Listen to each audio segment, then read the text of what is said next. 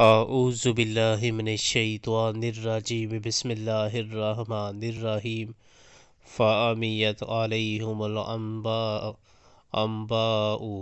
يَوْمَئِذٍ فَهُمْ لَا يَسْتَسْأَلُونَ۔ اس وقت کوئی جواب ان کو نہ سوجے گا اور نہ یہ آپس میں ایک دوسرے سے پوچھ ہی سکیں گے۔ فَأَمَّا مَنْ تَابَ وَآمَنَ وَعَمِلَ صَالِحًا فَعَسَىٰ أَن يَكُونَ مِنَ الْمُفْلِحِينَ۔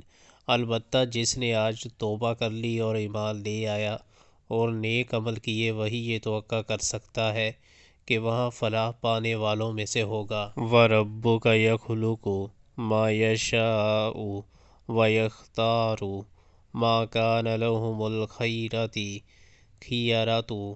سُبْحَانَ اللَّهِ وَتَعَالَىٰ عَمَّا يُشْرِكُونَ۔ تیرا رب پیدا کرتا ہے جو کچھ چاہتا ہے، اور وہ خود ہی اپنے کام کے لیے جسے چاہتا ہے منتخب کر لیتا ہے۔ یہ انتخاب ان لوگوں کے کرنے کا کام نہیں ہے۔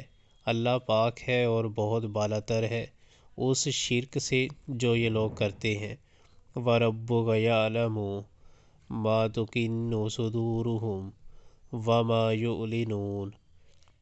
تیرا رب جانتا ہے جو کچھ یہ دلوں میں چھپائے ہوئے ہیں اور جو کچھ یہ ظاہر کرتے ہیں۔ وَهُوَ اللَّهُ لَا إِلَٰهَ إِلَّا هُوَ لَهُ الْحَمْدُ فِي الْأُولَىٰ وَالْآخِرَةِ وَلَهُ الْحُكْمُ وَإِلَيْهِ تُرْجَعُونَ۔